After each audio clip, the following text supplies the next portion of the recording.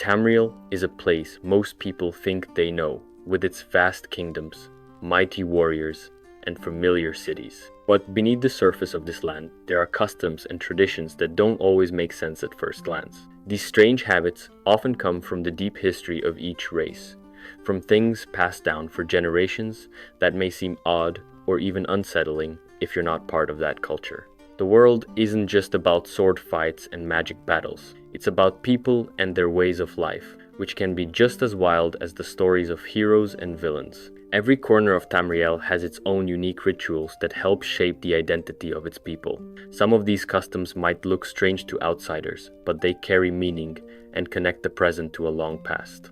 They tell stories of faith, survival, respect, or sometimes just pure tradition that refuses to fade away.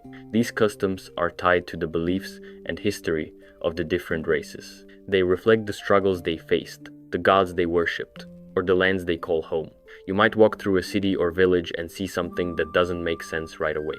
Maybe it's a celebration, a strange ceremony, or even a quiet daily habit that feels unusual.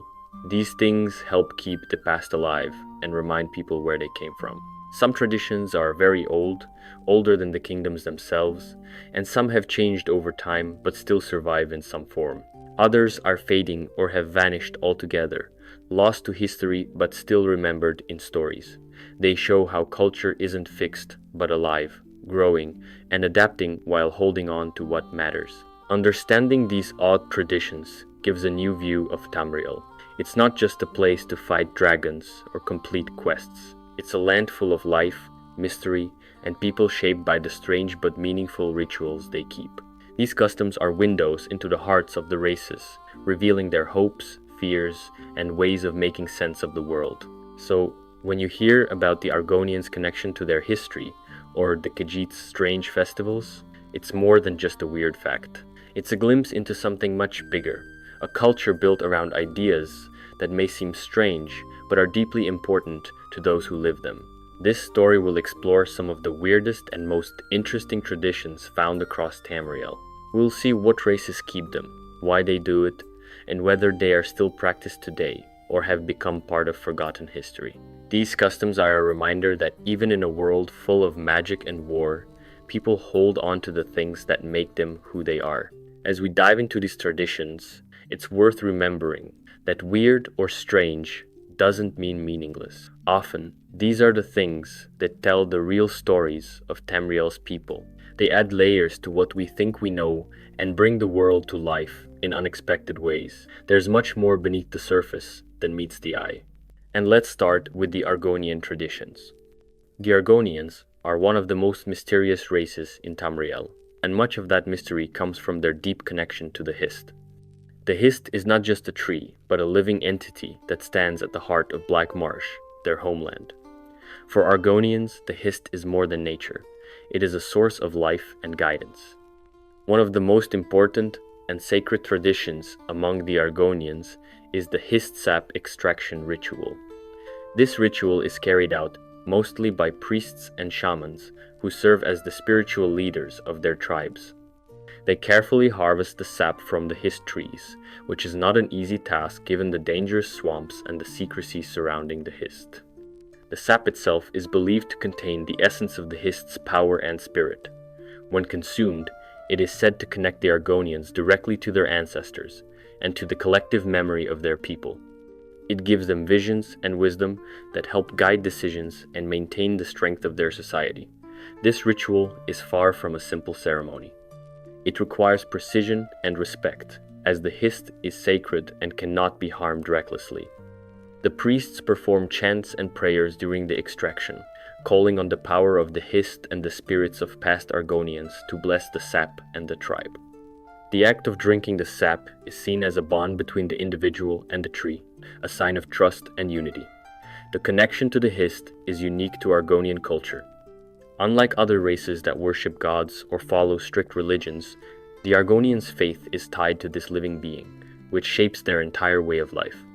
The sap is believed to carry the collective knowledge of the Hist and the Argonian people, passed down through generations in a spiritual form. This is why the ritual is not just about survival or tradition, but about maintaining the identity and continuity of their race. The His sap is also thought to provide physical benefits. Stories say it can heal wounds, boost strength, and sharpen the mind. It is part of how Argonians survive in the harsh and dangerous environments of Black Marsh, where other races struggle. Though the ritual is ancient and deeply rooted, it is not practiced by all Argonians today. Those living in more modern or outside communities often do not have access to the Hist or have distanced themselves from old ways. However, in the tribal villages of Black Marsh, the tradition remains very much alive. The sap extraction ritual is part of ceremonies that mark important moments, like the coming of age or before battles, ensuring that the Argonians feel connected to their roots no matter the challenges they face. This tradition is a perfect example of how the Argonians blend the natural world with their culture. It shows their respect for the land and their ancestors, and how survival is tied to spiritual connection as much as physical strength. The ritual keeps the Argonian identity strong, even in a world that is constantly changing. The Hist sap extraction ritual is a window into the heart of Argonian life. It reveals how much they value their past and their environment, and how that shapes their future. The ritual has survived through centuries of change, war, and outside influence, proving its importance to the Argonian people. Understanding this tradition helps to appreciate the depth and uniqueness of Argonian culture in Tamriel. It's a reminder that not all power comes from weapons or magic, but sometimes from something as simple and profound as the bond between a people and a tree. Next, let's look at the Kajit. The Kajit are known for their agility, their sharp senses, and their unique connection to the moons that govern their lives. One of the most important traditions among them is the Moon Sugar Festival, a celebration deeply tied to their culture and spirituality. Moon sugar itself is much more than a simple sweet substance. It is sacred, believed to hold the power of the moons, Master and Secunda, which influence the birth of every Kajit form. This festival is a way for the Kajit to honor the moons and the gods connected to them, especially Azura, the goddess who shaped their race. During the festival, the Kajit engage in dances and rituals that revolve around the ceremonial use of moon sugar. These are not casual or recreational events, but sacred acts meant to bring the community together and renew their bond with their deities and the land. The dances often mimic the movement of the moons, slow and graceful, or quick and wild, reflecting the phases and moods of Maser and Secunda. The use of moon sugar in these rituals is symbolic. It represents fertility, growth, and change, all things the Kajit believe are tied to the cycles of the moons. Moon sugar is also linked to the earth and the harvest, making the festival a celebration of the changing seasons and the bounty they bring. Historically, the Moon Sugar Festival was a time of joy and reverence, where Kajit communities would come together to share stories, music, and offerings to their gods. It was a moment to reflect on their identity and the mysteries of their forms, as each Kajit born under different moons takes on a unique shape and nature. Over time, as elsewhere faced outside influences and pressures, the festival has changed. Some communities have toned down the more intense aspects, especially the ceremonial use of moon sugar, due to outside views and laws. Still, in many parts of elsewhere, the festival remains a vital tradition, kept alive by those who hold tightly to their heritage. It serves as a reminder of the Kajit's bond with their gods and the land, a connection that defines them beyond just their appearance or skills. The Moon Sugar Festival is more than a simple holiday. It's a living tradition that ties the Kajit to the very forces that shaped them. It reflects their respect for nature's cycles, their god's power, and the unique magic that flows through their veins. Despite changes over time, the festival endures as a celebration of identity and faith, a time when the Kajit honor what makes them who they are. Understanding this tradition offers a glimpse into the spiritual life of the Kajit, showing how something as simple as moon sugar can hold deep meaning. It reveals a culture that blends the sacred and the everyday, where celebration is also worship, and where every dance and offering tells a story of survival and belief. The festival's endurance speaks to the strength of Kajit culture in a world that often misunderstands them. It's a reminder that traditions can survive even in the face of change, holding communities together and keeping their history alive. Next are the Nords. The Nords are known for their fierce pride, strong traditions, and love of good drink. One of the most lively and important customs among them is the drinking song competition, a tradition that blends storytelling, music, and a test of endurance. These contests are more than just parties. They are a way for Nords to celebrate their history and connect with each other. During these events, participants gather in mead halls or taverns, sometimes spilling out into the open during festivals. The mood is boisterous and energetic as the contestants take turns singing songs that boast of great deeds, ancestral heroes, or personal courage. The songs are loud, bold, and often filled with humor or challenge. The goal is to be the loudest, most creative, and most memorable singer. These contests are a way to prove strength of voice and spirit, qualities the Nords highly value. The competition tests more than just singing skill. It challenges how much a person can drink while still holding their ground and performing. The more a participant drinks without faltering, the greater their honor. This tradition goes back centuries, rooted in the warrior culture of the Nords. It was common for warriors to gather after battle, celebrating victories or mourning losses with songs that told stories meant to inspire and remember. The contests keep these stories alive and bring the community together in shared pride and joy. Drinking song competitions serve a social purpose as well.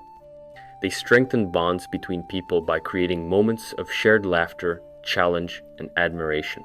They allow young and old to connect, with experienced singers teaching new ones the best tales and tunes. The contests also remind everyone of the values that shape their culture: bravery, loyalty, and respect for ancestors. These events are far from being outdated.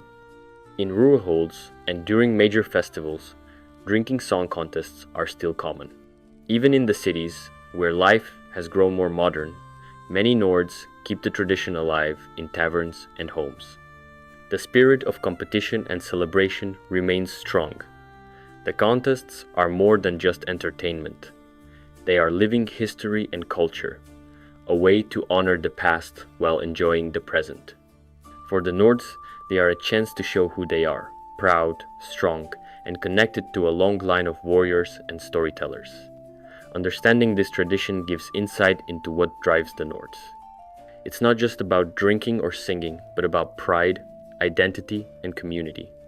The contests celebrate these values in a way that is both fun and meaningful. The drinking song competitions show how the Nords keep their culture alive through joy and challenge, making sure their stories and spirit continue for generations. Then there are the Dunmer. The Dunmer of Morrowind live with a strong connection to their ancestors, a bond that shapes much of their daily life and beliefs. Ancestor worship is a key tradition, where the living honor those who came before them through daily offerings and rituals. These acts are not just about respect, but about maintaining a relationship with the past. Dunmer believe that their ancestors offer guidance, protection, and strength to their descendants. This connection gives them a sense of identity rooted in history and duty. Each home and clan holds shrines where offerings like food, incense, or small gifts are left to honor the spirits of the dead. These practices remind the Dunmer that their lives are part of a larger story and that their ancestors watch over them. The most striking part of this tradition is Ghost Night, an eerie annual event when it is said that the spirits of the dead walk among the living. On this night, the boundaries between the worlds grow thin, and the Dunmer prepare with special rituals to welcome and respect the ghosts. Ghost Night is a time of reflection, remembrance, and sometimes fear, as encounters with spirits are believed to be common. The living offer prayers and food to appease restless souls and ensure the protection of their homes. This night connects the Dunmer not only to their own ancestors, but to the broader history of Morrowind, a land shaped by the deeds of those long gone. While ancestor worship is widespread and deeply embedded in Dunmer culture, its practice can vary. In rural areas and traditional households, the rituals remain strong and carefully observed. In urban centers like Vivek City, some of these customs have softened, influenced by modern life and changing beliefs. Still, even in cities, many Dunmer maintain at least a basic respect for these traditions. The ongoing practice of ancestor worship and ghost night reflects the Dunmer's respect for history and their understanding of life as a continuous cycle. These rituals link the past to the present, shaping how they see themselves and their place in the world. For the Dunmer, the dead are never truly gone but remain close, guiding and watching over the living. This tradition offers insight into a culture where family and history hold great power, and where the supernatural feels real and near. The combination of daily reverence and the haunting special night shows how the Dunmer embrace both life and death as part of their identity. It's a practice that teaches respect, caution, and a deep awareness of the ties that bind generations.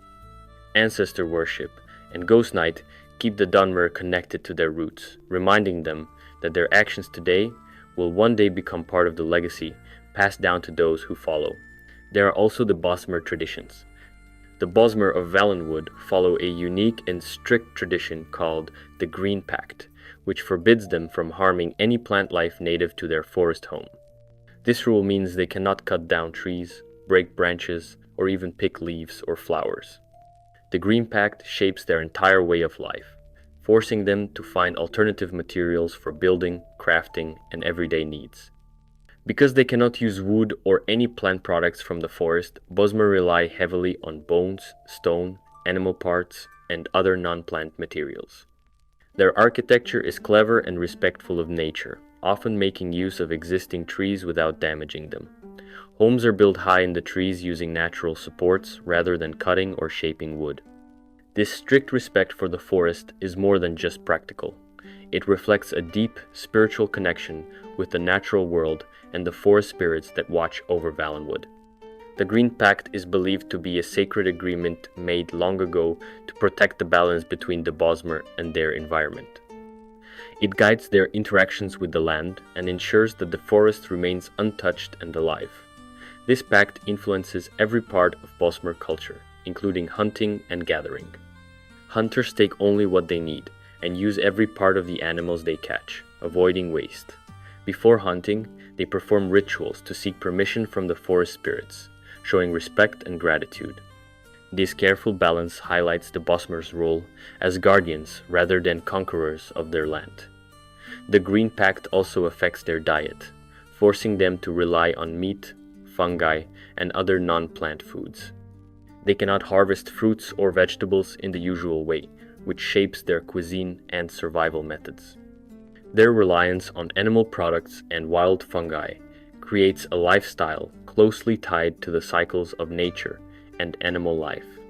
In their arts and crafts, the absence of wood encourages creativity. They work with bone, stone, and leather to make weapons, tools, and jewelry. Their skill in these materials is highly respected, showing a culture adapted to the constraints of the pact. The Green Pact still holds strong today, especially among Bosmer living within the deep forests of Valenwood. Traditional communities maintain these rules carefully, keeping their culture alive in the face of outside influence. However, Bosmer who live outside Valenwood or near cities may follow the pact less strictly. Some adapt to other lifestyles, where the restrictions of the pact are harder to maintain. Still, for many Bosmer, the Green Pact remains central to their identity and connection to their homeland. The pact serves as a reminder of their history and a symbol of respect for the wild places they call home. It defines them as protectors of nature, living in harmony with the forest instead of trying to control it. This tradition sets the Bosmer apart in Tamriel, showing a way of life built on balance, respect, and survival without destruction. By following the Green Pact, the Bosmer maintain a deep connection to the forest spirits and the land itself, honoring a bond that goes back generations. It shapes everything they do, from how they build and hunt to what they eat and how they express themselves. The Green Pact is not just a rule, but a way of life that keeps the Bosmer and their forest alive together. Their commitment to this tradition is a reminder that survival does not always mean change or conquest, but sometimes careful respect for the world around us. It shows a culture that thrives under limits and finds strength in harmony with nature rather than against it. The Green Pact's influence runs deep, making the Bosmer some of the most unique and forest-tied people in Tamriel. Their story is one of balance and respect, where every choice honors the land and its spirits. Even today, the pact stands as a powerful symbol of Bosmer identity, survival, and their sacred relationship with Valenwood. Next is the Imperial Legion. The Imperial Legion of Cyrodiil is known not just for its strength and discipline, but also for a deeply rooted tradition called the Oath of the Emperor's Justice. This oath is a solemn ritual all new recruits must undergo before fully joining the ranks. It is a moment where soldiers swear loyalty to the Emperor and dedicate themselves to upholding the law and order of the Empire. The oath is more than just words. It is a binding commitment that shapes the soldier's entire career and life. The ritual often involves symbolic acts meant to show the soldier's devotion and purity of purpose. One common practice is the burning of a personal item, something of value or meaning to the recruit. This act represents leaving behind personal desires and past loyalties to serve the greater good of the Empire. It is a sacrifice and a promise to put justice above all else. The ceremony is formal and solemn, usually held in the presence of commanding officers and sometimes the Emperor's representatives. The atmosphere is serious, emphasizing the importance of honor, duty, and the heavy responsibility each soldier takes on. This tradition reinforces the core values of the Legion: discipline, loyalty, courage, and justice. It reminds soldiers that they are part of something larger than themselves, a vast organization tasked with protecting the Empire and its people. The Oath of the Emperor's Justice also serves as a tool to build unity among soldiers. By sharing this moment, recruits feel connected to the long history of the Legion and the countless men and women who have sworn the same oath before them.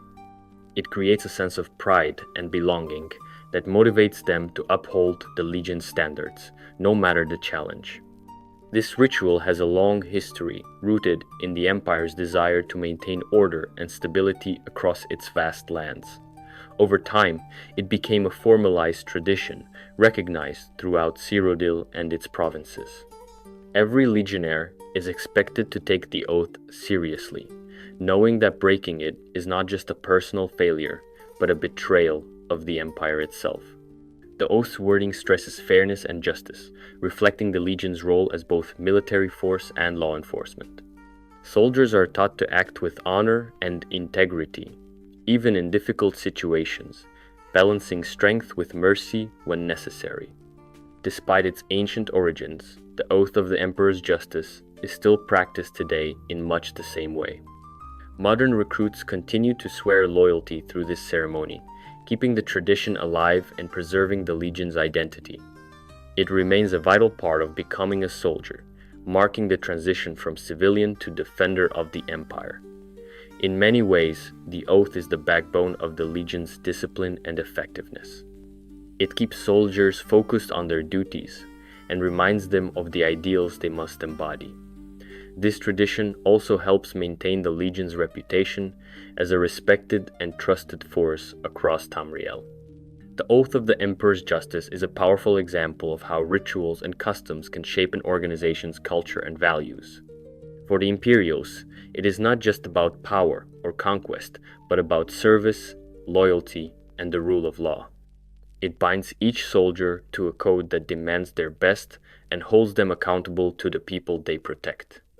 This oath connects them to centuries of history and to each other, creating a legacy that defines what it means to serve in the Imperial Legion. It shows that even in a world filled with conflict and change, some traditions endure because they represent something greater than any one person or moment. The Oath of the Emperor's Justice stands as a symbol of that enduring commitment, a pledge to uphold the empire's ideals with honor and unwavering loyalty. Then there are the Orc Traditions. The Orcs of Orsinium hold their forge and smithing in the highest regard, not just as a craft but as a sacred tradition tied deeply to their god Malakath. Before any weapon or armor is crafted, the Orc smiths perform a special blessing ceremony at the forge. This ritual is a key part of their culture, and is taken seriously by every smith who wants to honor their heritage and ensure their work carries the power of their god. The ceremony begins with the smith lighting the forge fire, which is treated like a living presence. They offer prayers and chants to Malakath, asking for strength, protection, and favor. The ritual is meant to awaken the spirit within the metal, turning it from mere ore into a weapon or armor that holds meaning and power beyond its physical form. The smith often uses symbols and tools passed down through generations, each with its own significance. The hammer and anvil are not just tools, but sacred objects that connect the smith to Malakath's will. The ceremony includes moments of silence and focus, where the smith reflects on the purpose of the item being made, whether for battle, defense, or honor. This connection between craft and spirit is what sets Orcish weapons apart from others. The blessing is believed to imbue the final product with qualities like resilience, strength, and even a hint of the god's wrath. This makes Orcish arms and armor highly respected and feared on the battlefield. The ritual also reinforces community bonds. Forge blessings are often communal events where smiths and warriors gather, sharing stories, songs, and respect for their traditions. It is not just about making weapons, but celebrating the Orcs' identity and their relationship with Malakath. This practice has been passed down for centuries, surviving wars and hardships. Even as Orsinium has faced destruction and rebuilding, the Forge Blessing ceremony remains central to Orc culture. Every new generation of smiths learns the ritual and performs it with pride. It is a reminder of their resilience and the honor they carry into every fight. While some Orcs who have left Orsinium or adopted different ways might not always perform the full ceremony, traditional smiths in the city and tribal regions keep the practice alive. The ceremony is more than a custom. It is a spiritual link that ties the Orcs to their past and to their god, reminding them that their strength comes not only from their bodies, but from their faith and craft. The Orc Forge Blessing ceremony shows how deeply craftsmanship and spirituality are woven into Orcish life. It highlights a culture that values honor, power, and tradition equally, and a people who see their weapons as living symbols of their god's favor. In this way, the forge is much more than a place to make tools. It is a sacred ground where the spirit of Malakath is called forth with every strike of the hammer. And lastly, we have the Altmer. The Altmer of the Somerset Isles have long held traditions that emphasize their values of knowledge, purity, and social order. One of the most notable among these is the sun marking rite, a coming-of-age ceremony that marks a young Altmer's passage into adulthood and their full acceptance into society. This ritual involves the application of sun-themed tattoos or marks, often placed on the face, hands, or shoulders. These marks are not just decoration. They symbolize enlightenment and the individual's commitment to the ideals held dearly by Altmer culture. The sun is a powerful symbol for the Altmer, representing light, wisdom, and the divine order they strive to uphold.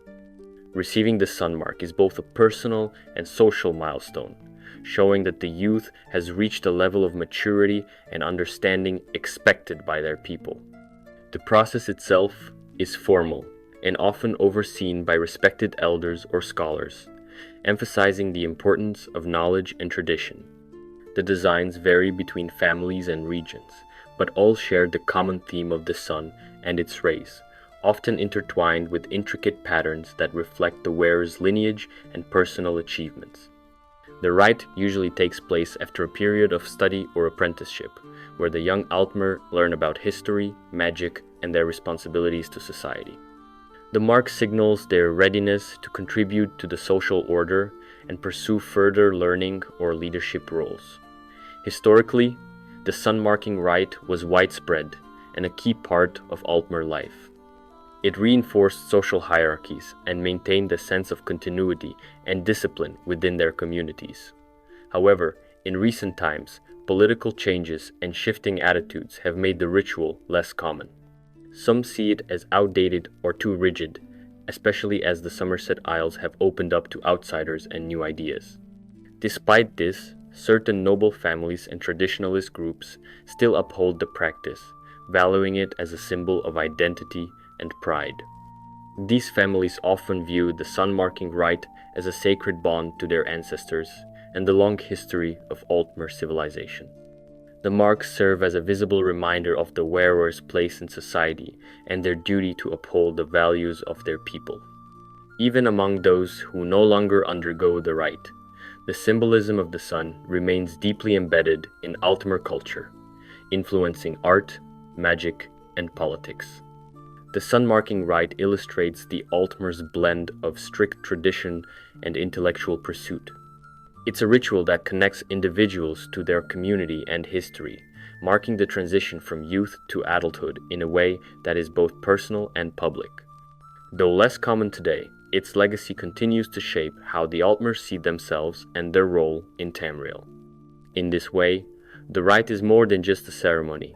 It's a powerful expression of Altmer identity, their respect for knowledge, and their belief in a structured, enlightened society. Tamriel is a land filled with many peoples, each with their own ways of life that might seem strange to outsiders, but make perfect sense to those born into them.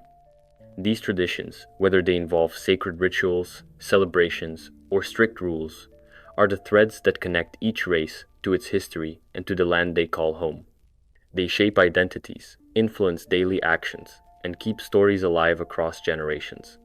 The Argonians' bond with the Hist through their sap extraction ritual is more than just a custom.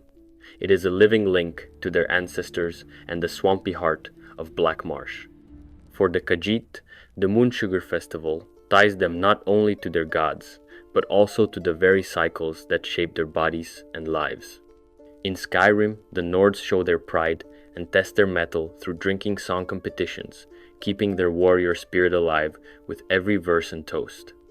The Bosmer's Green Pact holds them to an unyielding respect for nature, forcing creativity and reverence in equal measure as they live without harming the forest they depend on. The Imperial Legion's oath of the Emperor's justice binds soldiers in loyalty and discipline, shaping the backbone of an empire that strives to maintain order and law. Orcish smiths performed the Forge Blessing ceremony, calling on Malacath to ensure their weapons carry the spirit and strength of their god, merging craft with faith in a way unique to their culture. The Altmer's Sunday marking rite is a quiet but profound reminder of their pursuit of knowledge and order, marking a young person's place in a society built on tradition and enlightenment. All these customs show how each race holds on to what makes them who they are, even as time passes and the world changes around them. Some traditions remain strong, practiced by many, while others have faded or changed under new influences. Yet, they all reveal a deeper story about the people who live across Tamriel and how they see the world. What makes these customs truly fascinating is how much remains unknown or only hinted at in tales and history. Beneath the surface, many odd and mysterious rituals still exist, some practiced in secret, others lost to time but waiting to be rediscovered. These hidden customs offer glimpses into the complexities of Tamriel's races and their relationship with magic, gods, nature, and each other. They remind us that this continent is not just a place of battles and politics, but one rich with culture and mystery, where every tradition has a meaning and every act connects past and present. The weird and wonderful ways of Tamriel's peoples add depth to the world and invite curiosity. There is always more to learn, more to explore, and more stories to uncover. As the ages turn, these customs will continue to evolve, but their roots will keep growing deep, holding together the tapestry of Tamriel's history and life. The continent is alive with voices from the past, echoing through these traditions, inviting anyone who listens to understand the heart of its many peoples.